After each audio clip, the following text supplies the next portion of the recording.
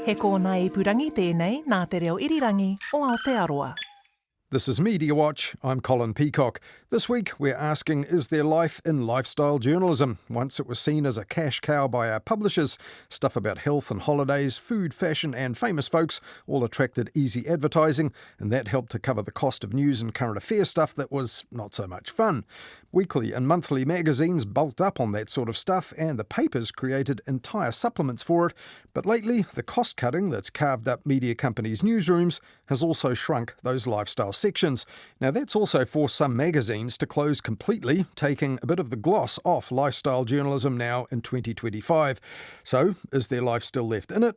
Well, RNZ certainly seems to think so. It's launched a new section online that's dedicated to it. And among the titles that have returned from the dead is the country's oldest magazine, the New Zealand Listener, which has always mixed entertainment with personal stuff and coverage of important national issues. But before all of that, a Kiwi whose new book lifted the lid on Facebook has now been gagged. So why? And what did she say about it elsewhere before Meta called its lawyers?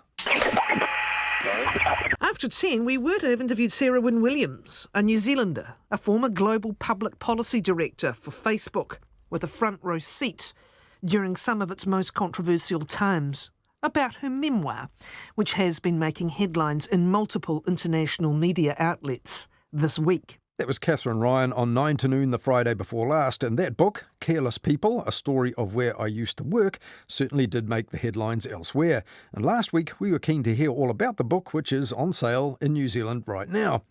But Catherine Ryan went on to say Sarah Wynne-Williams was not available to talk to her on 9 to noon, thanks to Facebook's parent company and its lawyers. However, Meta has been successful with an interim decision by an arbitrator in the US, which is preventing Ms. Wynne-Williams from doing further interviews on her book at the moment. So on what grounds couldn't Sarah Wynne-Williams tell us the story of where she used to work? At issue is whether her book breaches what essentially seem to be anti-disparagement provisions in her severance agreement with the company.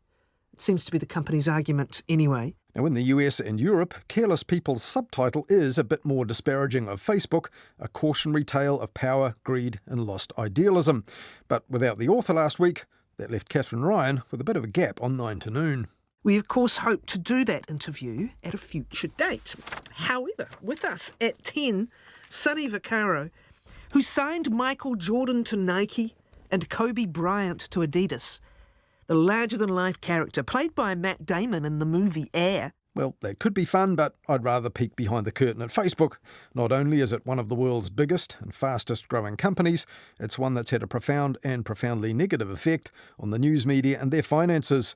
And Careless People is also an account of what was going on behind the scenes by someone at the very heart of it as Facebook's global policy advisor. But while Sarah Wynne-Williams has effectively been gagged now here in New Zealand, she did say a fair bit elsewhere before the legal curtain came down, and she'd taken legal precautions of her own. I had to sign a non-disclosure agreement. You have kept this book completely secret, even from your own family. Your mum doesn't know about it? I've got to tell my mum. That was Sarah Wynne-Williams with Emily Maitlis on the Newsagents podcast in the UK last week. But why did Sarah Wynne-Williams also demand secrecy from other media? After going through the company that believes in freedom of speech, might try and stop it. And I understand that there's an irony there, but it was genuinely a concern. And she wasn't wrong about that, as we now know, or about the irony. Not long before the US election, Mark Zuckerberg looked down the lens to tell the world that Facebook would be boosting free speech and pushing back at censorship from now on. Trying to do the opposite now is going to have the opposite effect in this case, according to Rosamund Irwin, the media editor of the Sunday Times in the UK. Meta should win the bookseller's marketing campaign of the year for driving up sales of Careless People by trying to shut it down. The Streisand effect in full swing. Meanwhile, in The Guardian, the critic Marina Hyde said this. Amazing. Of all the books in the world Mr. Free Speech Zuckerberg wants to ban, it's the one about him. I thought he was done with fact-checking. But not in this case, it seems. Facebook successfully convinced the American Arbitration Association, which is a third party which aims to address disputes out of court, that it would face immediate loss in the absence of immediate relief if Sarah Wynne-Williams was allowed to talk about her book. Now, in a statement supplied to RNZ, Meta called that new book a mix of out-of-date and previously reported claims about the company and false accusations about our executives. And it said Wynne Williams had ceased working in the company 8 years ago, and an investigation at the time had found that she made what it called misleading and unfound allegations of harassment. And that's pretty similar to the statements given to the media outlets who have interviewed Sarah Wynne Williams, including NBC TV in the US. 8 years ago, Sarah Wynne Williams was fired for poor performance and toxic behavior, and an investigation at the time determined she made misleading and unfounded allegations of harassment. Now, in that interview and others, Sarah Wynne Williams alleged that she was harassed by her boss, Joel Kaplan, who's now the Chief Global Affairs Officer and serves as the company's public face in Washington, D.C. And in Careless People, Sarah Wynne Williams also says she was initially starstruck by Mark Zuckerberg's former deputy, Sheryl Sandberg, especially after watching her meet with John Key when he was our Prime Minister visiting Facebook's HQ in California. But later she says she was less impressed when, she says, Sheryl Sandberg invited her to share a bed on a private jet trip and also made her travel long distances for work when she was in the advanced stages of pregnancy. And Sarah Wynne Williams is also scathing of Mark Zuckerberg's temperament and maturity, revealing that he often had to be calmed down by playing board games, which his staff would then let him win. So this book is pretty personal and, as you heard, heavily disputed by Meta. But just what was it that Sarah Wynne Williams wrote in Careless People that would really be immediately harmful to Meta as a company and Facebook as a brand? Well, one thing could be her account of Facebook's relationships with China, discussed on the Newsagent's podcast last week, like this.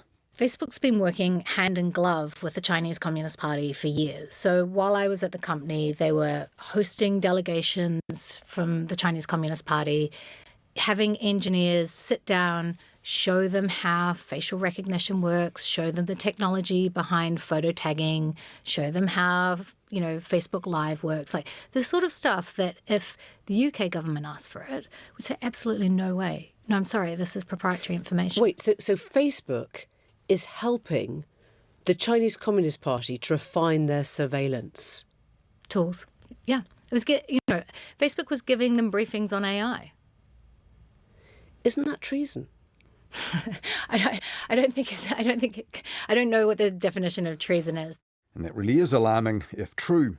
Sarah Wynne Williams also filed a whistleblower's complaint about this with the US market regulator, the Securities and Exchange Commission, the SEC, alleging that Meta misled investors about it, and Meta also denies that. But Sarah Wynne Williams' SEC complaint is yet to be resolved.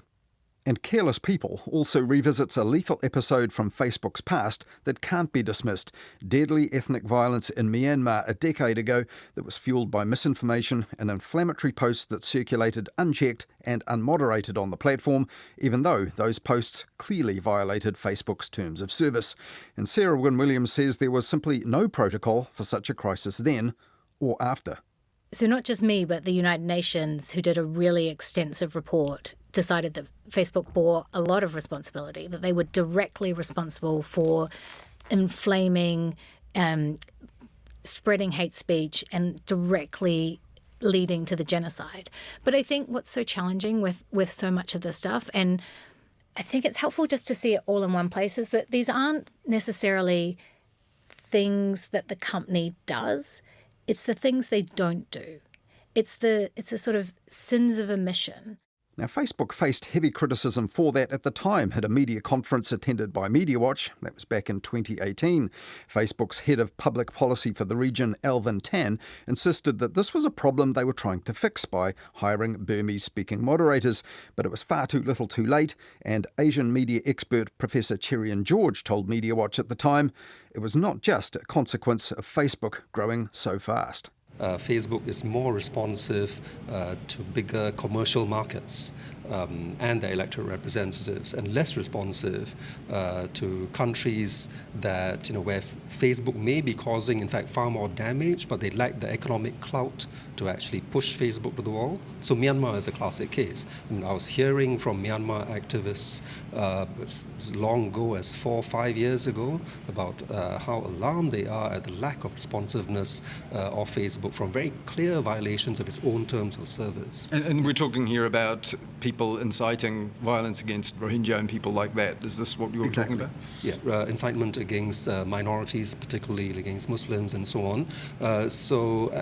Facebook would essentially dismiss these with platitudes, yes, we're trying, etc. But while violence against vulnerable minorities in Myanmar is now on the record, not so much the targeting of teenagers by Facebook prior to 2017, which Sarah Wynne-Williams also described in the book and on the BBC's media show last week. Say a 13-year-old girl deletes a selfie, totally understandable, doesn't want that on the internet, looks at it, feels a bit gross. Facebook not only had the capability to go to, say, for example, a beauty advertiser and say, here's a really good time to target this 13-year-old with a beauty advertisement. Yeah, I felt sick. And I went to my boss and said, surely we don't need to do this. And what was the response? The business side thinks this is exactly what we should be doing. We've got this amazing product, we can get young people, which is a really important advertising segment, and people really want that, and that's valuable to the company, and we should, the business think we should be shouting about this from the top of the roof.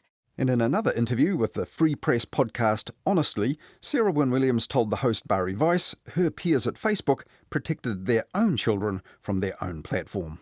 Silicon Valley was awash in wooden Montessori toys rather than high-tech, gadgets. So the fact that so many of these executives at social networks ban their teenagers from being on said social network. So I wanted to include everything, even when it wasn't flattering to me. I also want people who read this to trust that it's a truthful account. And I'd never experienced that. I come from a, small town in New Zealand. This is not the world that I'm from or know. But the self-described small-town Kiwi Sarah Wynne-Williams did stick it out in that world for almost 7 years, and another 7 went by before she put all that down on paper for the book Careless People. So when asked why she waited so long to reveal these historic accounts, she told NBC television people needed to know now more than ever about the moral compromises made in the past because they could shape the future as well. This company's only going to get more powerful, and we need to figure out what that means. For someone who is not elected, who isn't going anywhere. Who shapes the day-to-day lives of billions of people. And whatever you think of Sarah Wynne-Williams or her motivation, that really is worth discussing. And 9 to Noon says they will speak to her on the program when what is effectively an injunction that has effectively gagged her eventually lapses. And the New Zealand publisher Pan Macmillan told RNZ this week, as publishers, we are committed to upholding freedom of speech and her right to tell her story. And they also pointed us to a New York Times story last Tuesday, which said this. In 2023, the National Labour Relations Board ruled that it's generally illegal for companies to offer severance agreements that prohibit workers from making potentially disparaging statements about former employers, including discussing sexual harassment or sexual assault accusations. And the New York Times also went on to make this point. In a Meta shareholder report in 2022, the company's board of directors said that it did not require employees to remain silent about harassment or discrimination, and that the company strictly prohibits retaliation against any personnel for speaking up on these issues. Positions that, on the face of it, really are at odds with Meta bidding to gag Sarah Wynne-Williams as a former employee. It's a situation we'll keep following here on Media Watch.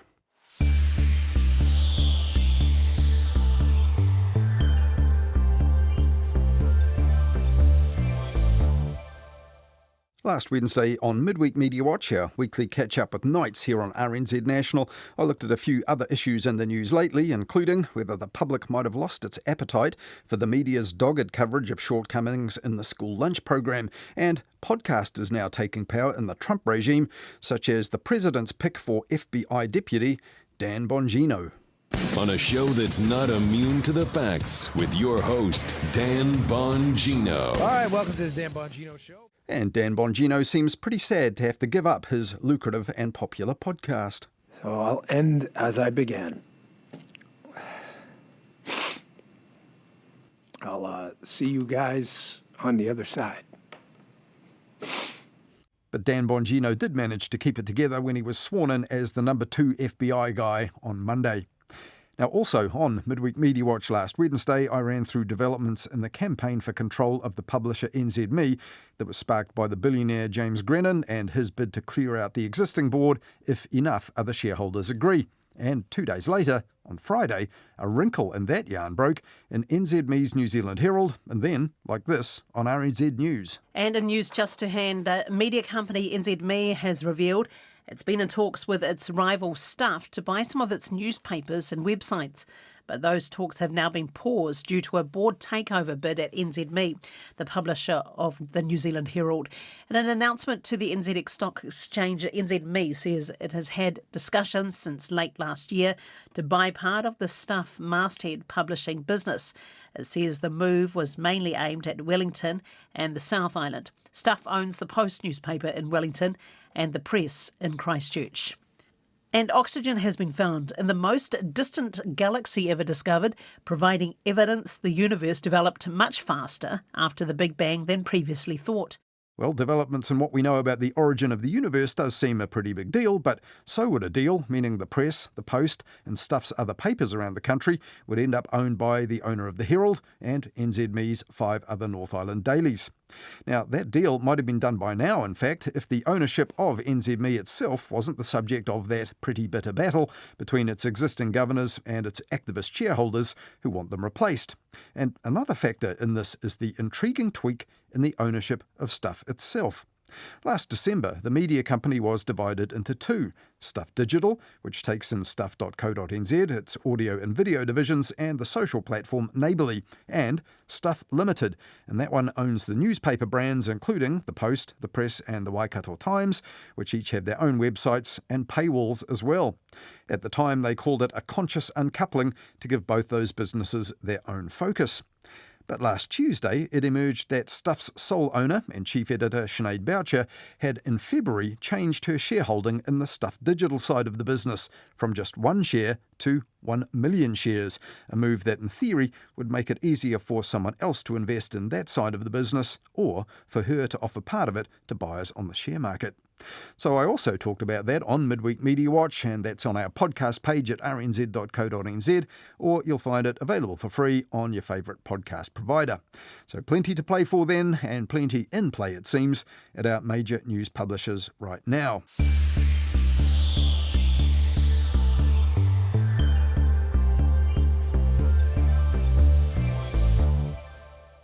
Well, the power play at the top is just one more thing for journalists at NZME's New Zealand Herald to worry about as they currently move through the latest round of cost-cutting in the newsroom. This week, for example, the long-serving and frequently quite contrarian columnist Chris Ratchew filed his last ever piece for the Herald Sports section.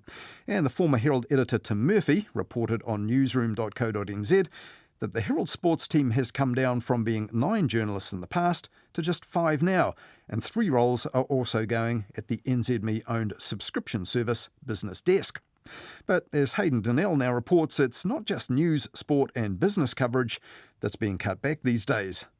The latest Nielsen media readership results are mostly another dribble into the ocean of bad news our local media companies are floating atop of right now. The New Zealand Herald's readership went down 32,000 from 531,000 to 499,000. The Press was down 11,000 readers year on year. The Sunday Star Times 1,000, the Herald on Sunday 6,000, the list goes on. But what's that dull, distant light piercing through the gloom? It's the New Zealand Listener. The country's oldest and most popular current affairs magazine increased its readership by 5,000 to just over 207,000 in the latest results.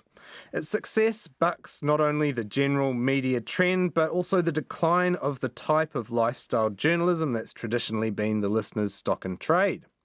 The shrinking started in 2020 when Bauer shut down its entire stable of magazines at the stroke of a pen, or more accurately, the stroke of a Zoom call.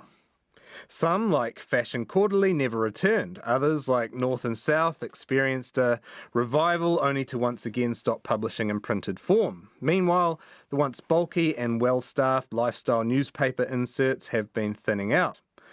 Some of the gaps left by these local writers and publications have been plugged by ported-in content from overseas publications. But the endless tide of stories about whether coffee and red wine are either killing you or making you invincible don't really have a local connection, and that's left a gap in the market.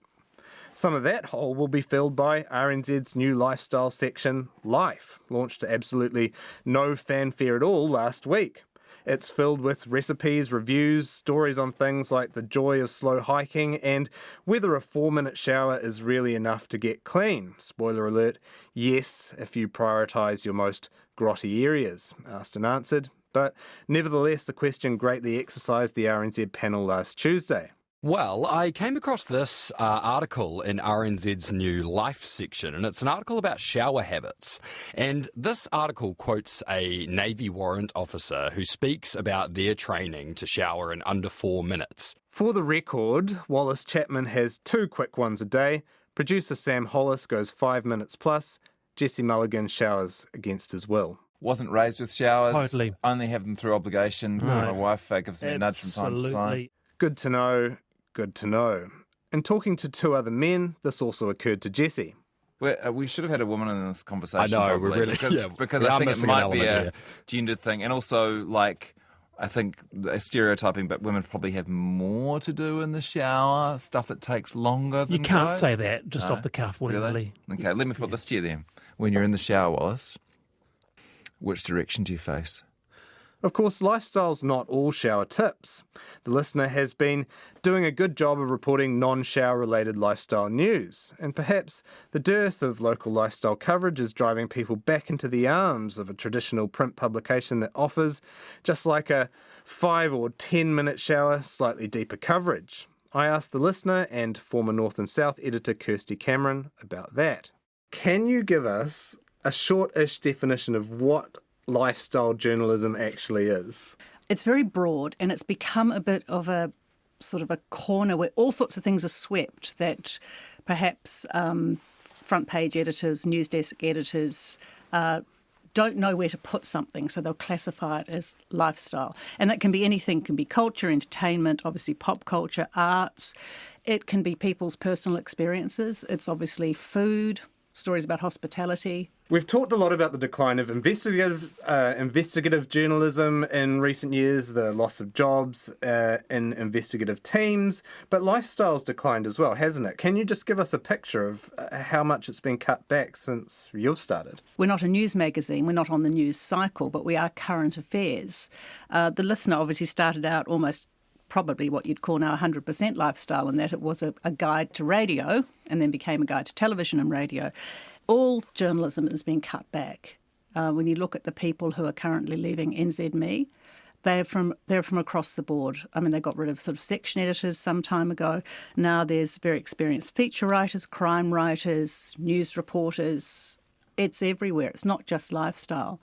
Part of that too is that now the main publishers, talking particularly about the news organisations like NZME and like Stuff, lifestyle travels well. You know, people are interested in reading about the doings of musicians or Hollywood stars, so they can pick it up from their overseas partners. And there's lots of commonalities between people, even in different countries. For instance, RNZ's new section was just talking about 4-minute showers. You know, that's something that you can talk about in any country, right? Yeah, a lot of it does travel well. So I think those probably are behind some of the budgetary decisions. Well, we can pick up health columns from X, Y, or Z. What you lose by doing that, of course, is any local relevancy or putting things into a local context. Do you think that other organisations switching to this more generic or wire copy has actually presented an opportunity for you, though? Because there's people out there that are looking for kind of deep, more incisive coverage of local issues. I think so, and I think what helps the listener is we apply the same editorial standards to a story about musician's latest release or the newest work from a Danish film director. It's the same journalistic standards are applied to that as an upfront story on how government policy is going to affect X, Y, or Z. TikTok is not a source for us, and I do think a lot of the stuff that flows in, you know, through the unchecked gates of the net is the sources are quite dubious in a lot of it. Under your leadership, have you decided we're going to try to get more meaty here? I'm not saying you're not doing stuff on diet advice or health research at all anymore, but you really want to focus on the deeper, more incisive stuff about social issues. I think the listeners always had that mix, probably taking a few more punts, if you like, on my general manager won't be entirely happy to hear that. But on covers, obviously, we have a really strong and loyal subscriber base. So they are receiving their magazine every week, whether it's got a cover subject they engage with or not. Obviously, with digital online, that's fantastic because you can see almost in real time what people are picking up on, what your digital subscribers are clicking on and reading, how long they're reading for it, what new subscribers, the spikes in that are fantastic to watch. But it's newsstand that newsstand is the icing on the cake, and that's where we need to sell copies and attract people to the magazine who might only buy one copy every 6 weeks. That's where we're sort of probably taking a few risks in things like the recent Daniel McLaughlin cover story about the lost opportunities in New Zealand. It seems like people are responding, right? There seems to be an appetite. That's one of our bestsellers this year. And I've only got numbers on. Are you surprised by that at all? I'm not, because I never underestimate what people are interested in reading. It's a nice affirmation. We backed this story. This is a really good, important story. So you put it out there and you do sort of slightly hold your breath because you think, we love this, we backed it, we thought it should be a cover. And I say it's, I think, our second bestseller at newsstands so far this year. Is it that the media's kind of going in two ways? It's either going in that way where it's driving traffic entirely, or it's going in this premium direction that you are marketing it?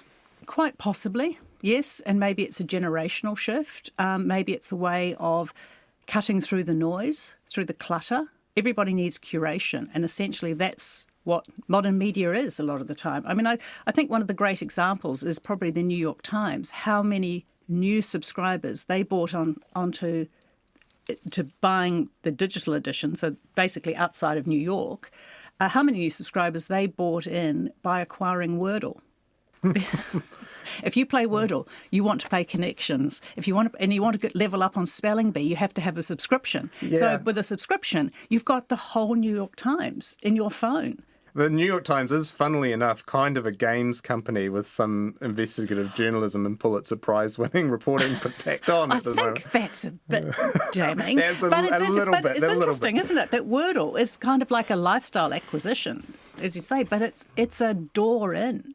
I'd love to. I don't know whether 95% of Wordle players don't go beyond the games page. I don't know, but obviously, the listener skew's a bit old. Where I think, what are we?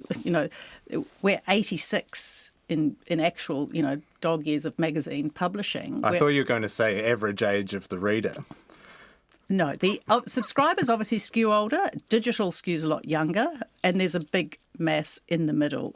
We've got not quite a 50-50, but a really interesting male-female balance. I think the readership is about 47% male, 53% female. When I got the job 2 years ago, there wasn't any great, here's a list of things you must achieve in the next 2 years. But you did take a risk. You must be at least pretty gratified to see your readership going up 5,000. I am gratified, and we're probably taking some more risks with content, with, again, what's been put on the covers. I mean, we know health, aging well, those sorts of things sell well for the listener, and they sell incredibly well on newsstand, is by what I mean by that, which means that those are the casual buyers who perhaps are going to gloss over the politics, gloss over the foreign affairs reporting. That's something else that I feel is an area we can be quite strong in. So because if you just wanted to save the furniture, you would just do that. People coming along, I don't want to get Alzheimer's, I'll pick this one up. But you haven't just done that. Are there a few of those that you could point to that are kind of meatier covers that you were surprised by how well they did? We discuss everything amongst ourselves, in the listener team, and people are going, people still really interested in, and then it does well. That's good. But I mean, the Daniel's piece on, the Paradise Lost, I hope that would do well, because it was one of those things you just want people to read, to understand why New Zealand is like it is at the moment. There's a current one about whether the fact that we punch above our weight is actually a myth. Kiwi exceptionalism. I don't have the numbers on that one yet, but sometimes you do trust your gut, and when you hear people talking about it, or, it pops up in other conversations, you think, yeah, fingers crossed for a good result on that. The other one, one that's not in the sort of health, well-being sort of I hate the word well-being, health category, was, democracy, voting. Is democracy fit for purpose? It's a meaty topic for sure. Yes, yeah. The listener in lifestyle journalism generally experienced something of an existential crisis about 5 years ago when COVID happened and Bauer shut down all of its magazines overnight. How much has that damaged the industry, and has your magazine changed at all as a result of that? I wasn't with the company when the shutdown happened, and it was sudden and brutal. It was no secret that the Bauers had been looking to sell the business for some time, and COVID and the government's inexplicable idea to make magazines, to take them off supermarket shelves. You could go and buy a lavender-scented candle and some bath salts, but you weren't allowed to have a magazine to read in the bath during those long days of lockdowns.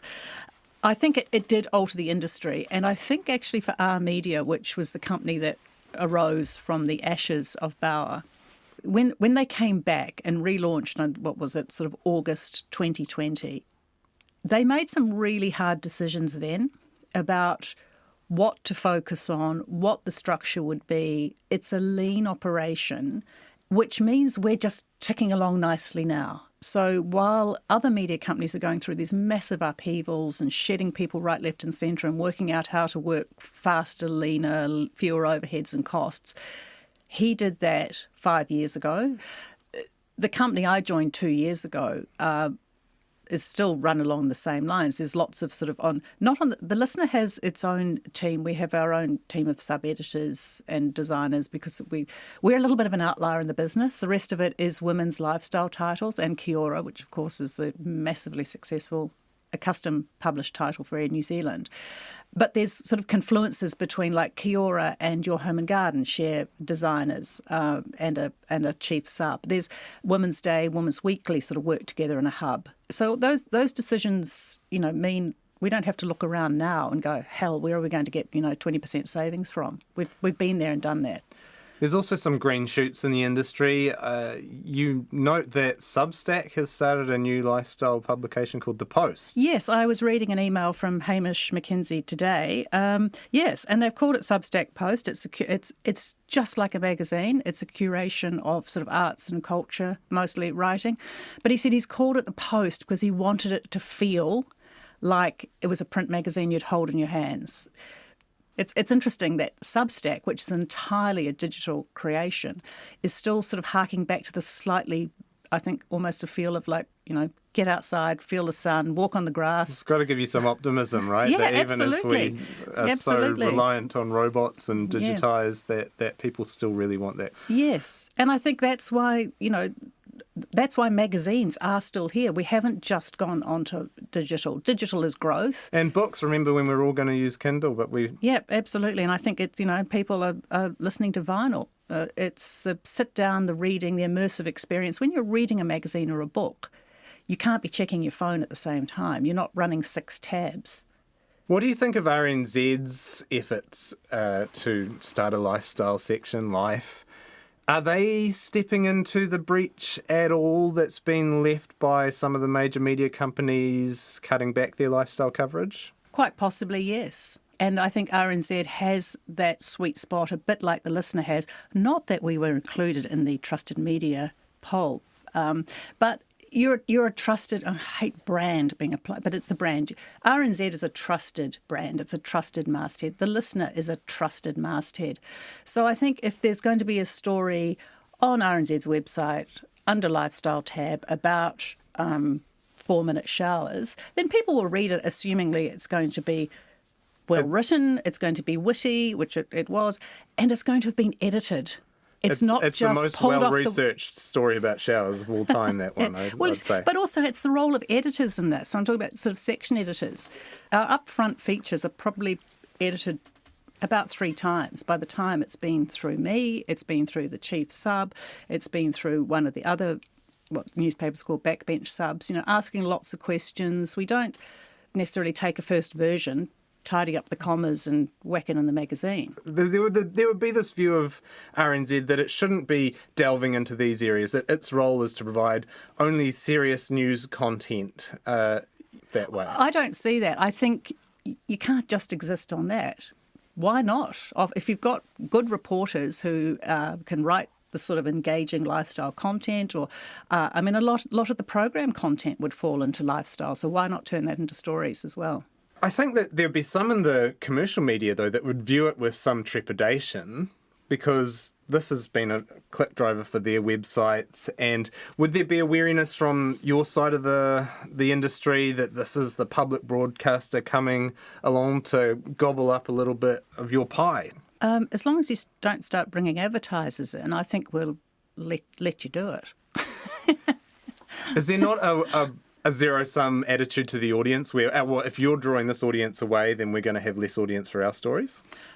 We'll see how you go on it. Because also there is a great history in New Zealand, digital media in particular, for going gangbusters on some great new idea that then just goes away in a corner and dies quietly after a while. So, Stuff for a while had quite a strong drive to create more lifestyle content. They acquired a couple of businesses, or at least one, as part of providing more content, and now they've pivoted, is the word, away from that. So they've had a major sort of reorganisational structure with how they're looking at that whole business, which is quite interesting. So, do you think we do too much pivoting?